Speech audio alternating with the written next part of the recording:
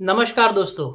आज हम ऐसे टॉपिक के बारे में बात करने वाले हैं जो कि म्यूचुअल फंड इन्वेस्टमेंट करने वालों के लिए जानना काफ़ी काफ़ी ज़रूरी है।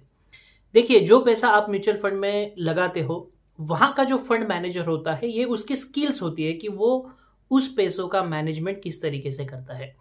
तो वो बेसिकली कुछ स्टॉक्स में पैसा डालता है और कुछ जो होल्डिंग्स होती है, उसे कैश में या फिर कैश इक्विवेलेंट में भी रखता है। तो ये जो कैश मैनेजमेंट का जो गेम है ना, इसका आपके रिटर्न्स के ऊपर काफ़ी ज़्यादा असर होता है। अब ये जो कैश और कैश इक्विवेलेंट के बारे में बात करने की ज़रूरत क्यों पड़ी? क्योंकि हाल ही में मोतीलाल ओसवाल ने एक रिपोर्ट जारी किया। इस रिपोर्ट में ये जानकारी सामने आई कि पराग पारिक जो फंड हाउस है वो, और क्वांट मैनेजमेंट का जो फंड हाउस है वो, इन्होंने अपनी जो कैश और कैश इक्विवेलेंट की होल्डिंग है वो काफ़ी ज़्यादा स्तर पे बढ़ा दी है। अब इनके पास जो कैश होल्डिंग है वो तकरीबन है 14 से 15% की। देखिए, अमूमन तौर पे जो नॉर्मल म्यूचुअल फंड्स होते हैं, उनकी on an average cash holding होती है 1% से लेके 5% तक। लेकिन ऐसा क्या हो गया कि पराग पारिक जो फाइनेंशियल एडवाइजरी सर्विसेज है और क्वांट म्यूचुअल फंड एएमसी है, इनको अपने कैश होल्डिंग इतनी ज़्यादा बढ़ानी पड़ी। अब जब इन फंड हाउसेस की कैश होल्डिंग इतनी ज़्यादा बढ़ गई है, तो क्या इंडिकेशन इन्वेस्टर्स को मिल रहा है? इस पे से क्या इन्वेस्टर्स ने सोचना चाहिए? क्या आपको इसमें एसआईपी करनी है, लमसम करना है, या फिर अभी क्या डिसीजन आपको अपने लेवल पे लेना है? ये जानना काफ़ी ज़रूरी है। और इसी के लिए आज का वीडियो जो है, मैं आपके साथ में जो है वो डिस्कस करने वाला हूँ। तो सबसे पहले अगर हमें ये सिनारियो समझना है तो एक चीज़ समझना ज़रूरी है। अगर आप म्यूचुअल फंड में इन्वेस्ट कर रहे हो, तो आप तो अपना पैसा दे रहे हो म्यूचुअल फंड मैनेजर को, ताकि वो किसी स्टॉक में पैसा निवेश करे और अपने रिटर्न्स बने, राइट? तो फिर ऐसी क्या मजबूरी है म्यूचुअल फंड मैनेजर की कि उसे वो पैसा कैश में निवेश करना पड़ रहा है? ठीक है, तो उसके पीछे कुछ कारण है, वो समझने की कोशिश करते हैं। सबसे पहला रीजन, जैसे आप पैसा इन्वेस्ट करते हो, वैसे पुराने इन्वेस्टर्स हैं जो कि पैसा रिडीम कर रहे हैं। तो ऐसे जो रिडीम करने वाले इन्वेस्टर्स हैं, उनको पैसा देने के लिए कुछ तो कुशन चाहिए, इसलिए ये जो फंड हाउसेस है कैश और कैश इक्विवेलेंट में इन्वेस्ट करते हैं। अदरवाइज इनके पास मान लो कि कैश नहीं है, पूरा पैसा फुल्ली इन्वेस्टेड इन स्टॉक्स है, तो इन्हें क्या करना पड़ेगा कि स्टॉक्स को बेच के जो यूनिट होल्डर्स रिडीम करने आए हैं उन्हें पैसा देना पड़ेगा, राइट? तो स्टॉक को अगर वो अच्छा पोटेंशियल है, उसकी ग्रोथ होने वाली है, फिर भी अगर उनको बेचना पड़े, तो अल्टीमेटली इसका इफेक्ट किस पे आता है? आपके नेट असेट वैल्यू पे आएगा, राइट? और एनएवी अगर घट गई तो ओवरऑल म्यूचुअल फंड के जो परफॉर्मेंसेस है वो भी डाउन हो जाते हैं, और इसका इम्पैक्ट होता है वो एएमसी के बिजनेस पे, राइट? तो इसलिए ये लोग क्या करते हैं, थोड़ा कुशन रखते हैं। 1% से 5% की जो लिक्विडिटी है वो अपने पास रखते हैं इन टर्म्स ऑफ कैश और कैश होल्डिंग्स। ये पहला रीजन हो गया। दूसरा reason, market in nature volatile होता है। मार्केट कब ऊपर जाएगा, कब नीचे आएगा, ये कोई नहीं बता सकता।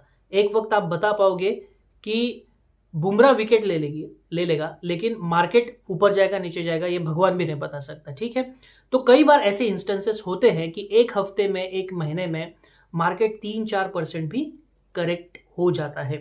तो कुछ फंड मैनेजर्स जो होते हैं, वो कैश और कैश इक्विवेलेंट को एक टैक्टिकली और स्ट्रेटेजिकली डिप्लॉय करने की कोशिश करते हैं। ये लोग क्या करते हैं, ऐसी अपॉर्चुनिटी देखते हैं जहां पे मार्केट करेक्ट हो जाए और जो फंडामेंटली स्ट्रॉन्ग स्टॉक्स है वो एक रीजनेबल वैल्यूएशंस में मिल जाए, जिसकी ग्रोथ पोटेंशियल अच्छी है। तो ये अपॉर्चुनिटी ग्रैब करने के लिए कुछ कुछ फंड्स जो होते हैं वो कैश और कैश इक्विवेलेंट में अपना पैसा रखते हैं। लेकिन अब हम बात करेंगे पराग पारिक और क्वांट असेट मैनेजमेंट की, जिन्होंने कैश होल्डिंग पिछले 1-2 महीनों में इतनी बढ़ा दी है कि वो 10% से भी ऊपर जा चुकी है, बल्कि वो 14-15% तक हो चुकी है। अब जब इतनी कैश होल्डिंग आपकी बढ़ जाएगी, तो ऑब्वियस है कि आपके रिटर्न्स पे इसका निगेटिव इम्पैक्ट जरूर होगा। क्यों? क्योंकि अगर आपका पैसा स्टॉक में इन्वेस्टेड है, तो जब मार्केट बढ़ेगी तो ही आपका पैसा बढ़ेगा, राइट? लेकिन अगर कैश में आपका पैसा है, तो मार्केट चाहे बढ़े घटे, आपका पैसा ना बढ़ेगा ना घटेगा। ये दुधारी तलवार है। देखिए, मार्केट अगर गिर जाती है तो आपके फंड में 15% कैश है, इसलिए उसकी वोलेटिलिटी कम हो जाएगी, आपकी डाउनसाइड प्रोटेक्शन सेफ हो जाती है।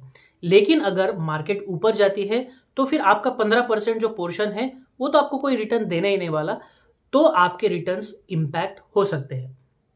तो फिर अगर आपके म्यूचुअल फंड ने इतनी कैश होल्डिंग रखी है तो आपको क्या डिसीजन लेना है, म्यूचुअल फंड में एसआईपी करनी है, लमसम करना है या नहीं करना है, इसके बारे में आपको एक चीज समझना जरूरी है कि आपकी करंट मार्केट सिचुएशन क्या है।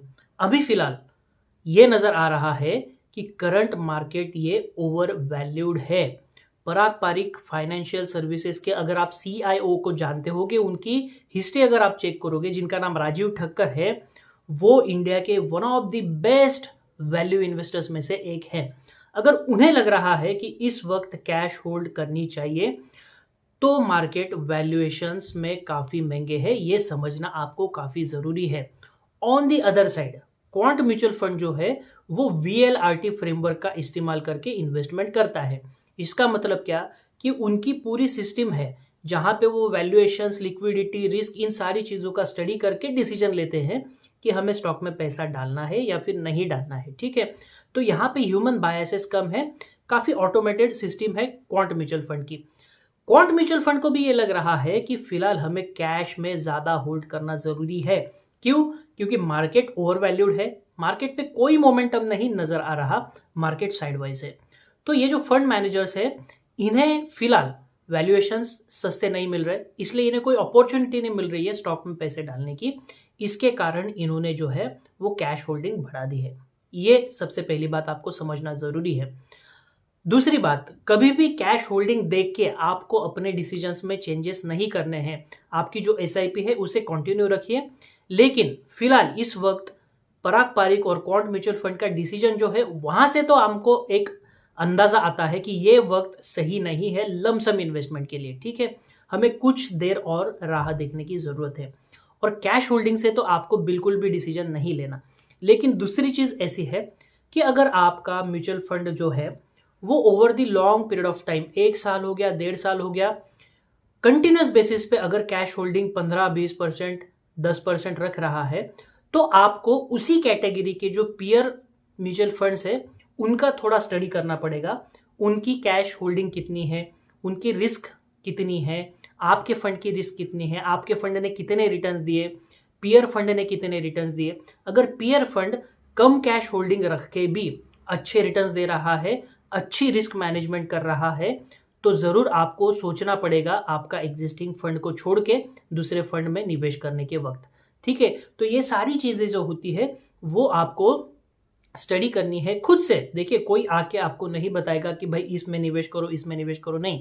हमारा पैसा है, हमें पता चलना चाहिए कि कितनी कैश होल्डिंग है, उसके पीछे रीजन क्या है। अगर रीजन लॉजिकल है, अगर रीजन आपको समझ में आता है, तो उस फंड के साथ में आपको जरूर रहना चाहिए। लेकिन अगर आपको बिना मतलब कैश होल्डिंग करने वाले म्यूचुअल फंड्स में भी ज़्यादा निवेश नहीं करना चाहिए।